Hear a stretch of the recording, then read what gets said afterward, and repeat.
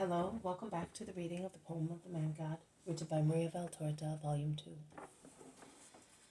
Chapter 259, Part 2.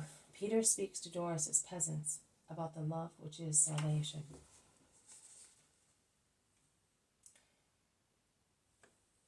Jesus' blue eyes look up in search of Judas, who is sitting near a tree, half hidden in the shade. And when Jesus sees that Judas pretends he does not understand, he calls in a loud voice, "Judas!" Judas is thus compelled to stand up and come forward. "Do not seclude yourself. Please evangelize in my place. I am very tired. In any case, if I had not come this evening, one of you would have had to speak." "Master, I do not know what to say. At least ask me some questions." "It is not for me to ask them. Men, what do you wish to hear or to have explained to you?" he then asks the peasants. The men look at one another. They are uncertain. At last a peasant asks, "We have become aware of the power of the Lord and of his bounty, but we know little about his doctrine. Perhaps we will now be able to learn a little more, being with Johanan. But we are really anxious to know which are the essential things we must do in order to gain the kingdom that the Messiah promises. As we can practically do nothing, will we be able to gain it?" Judas replies, "You are certainly in a very painful situation.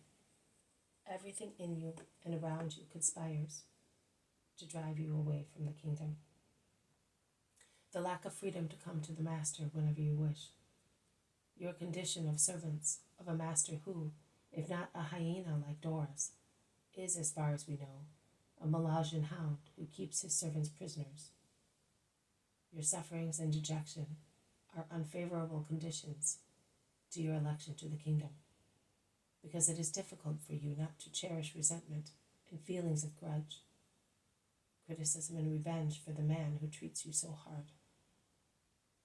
And the bare essential is to love God and one's neighbor. Otherwise, there is no salvation.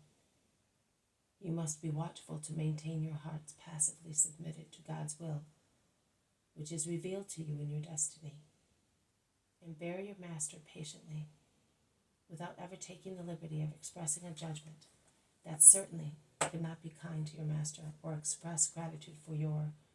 In short, you must not ponder on your situation, to avoid feelings of rebellion that would kill love. And he who does not love will not reach salvation, because he infringes the first precept.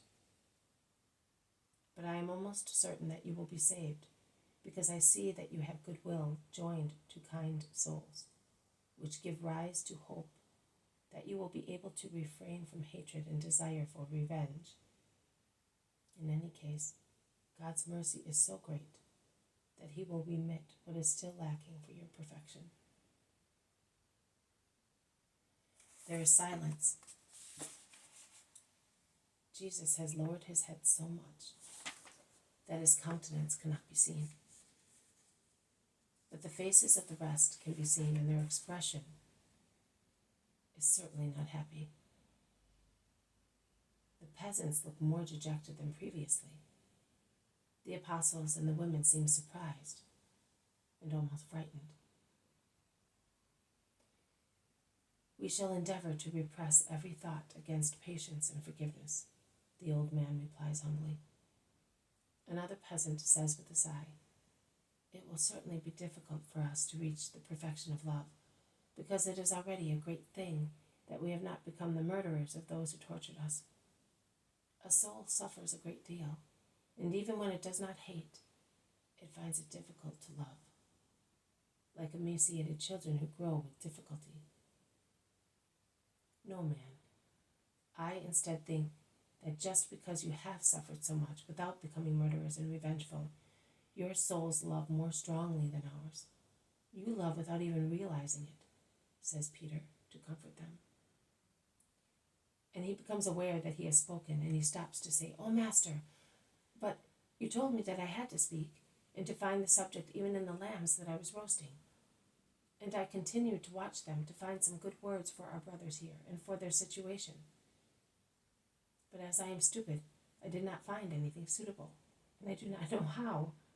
I found that I was wandering away in thoughts which I do not know whether they were strange, in which case they are certainly mine, or holy, and if so, they have certainly come from heaven.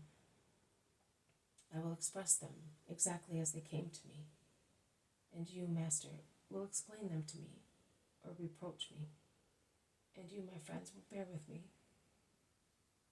I was looking first at the fire, and I thought, now, what is fire made of? Of wood. But wood does not burn by itself, and if it is not dry, it will not burn at all, because water makes it heavy and prevents the tinder from lighting it. And when the wood is dead, it rots, and woodworms pulverize it, but it will not catch fire by itself.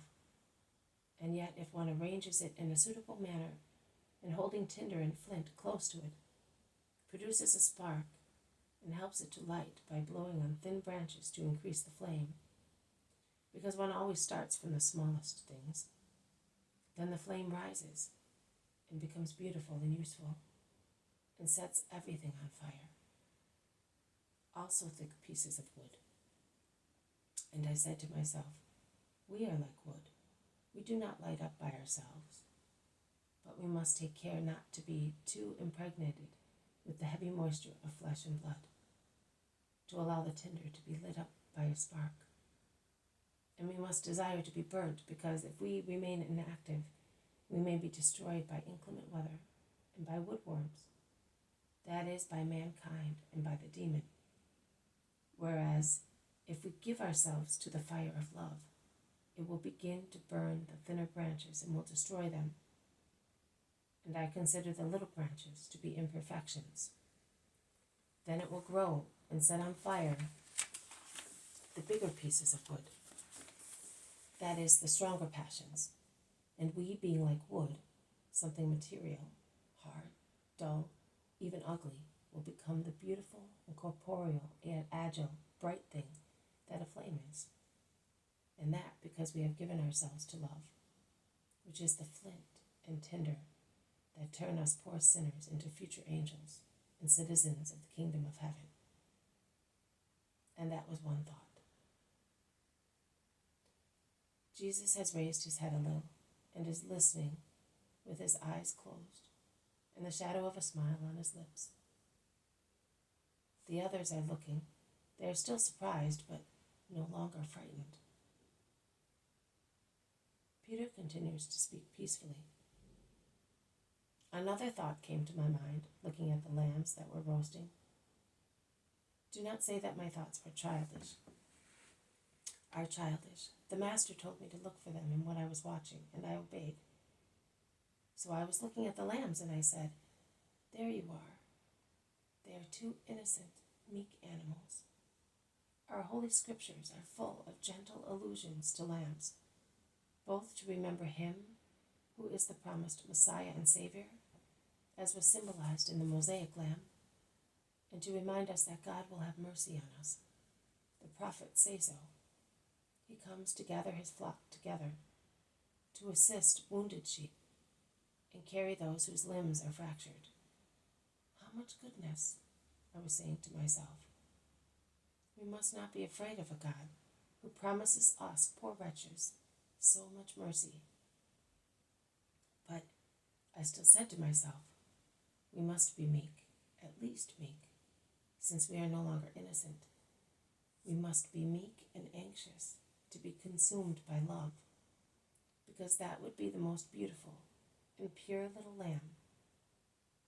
Because what would the most beautiful and pure little lamb also become after it has been slaughtered, if it is not cooked on a fire? A putrid carrion. Fire instead turns it into wholesome, blessed food. And I concluded, in short, all good things are achieved through love. Love relieves us of the burden of humanity. It makes us bright and useful. It enables us to be good to our brothers and grateful to God. It elevates our good natural qualities, raising them to a height that bears the name of supernatural virtues. And he who is virtuous is holy, and who is holy possesses heaven. So it is not science or fear that open the way to perfection for us. It is love. It detaches us from every evil, much more than the fear of punishment, as through it we do not wish to grieve the Lord. It makes us pity our brothers and love them because they come from God. Therefore, love is the salvation and the sanctification of man. That is what I was thinking while watching my roast and obeying my Jesus. Forgive me if that is all, but those thoughts did me good. I offer them to you, hoping that they may do you good as well.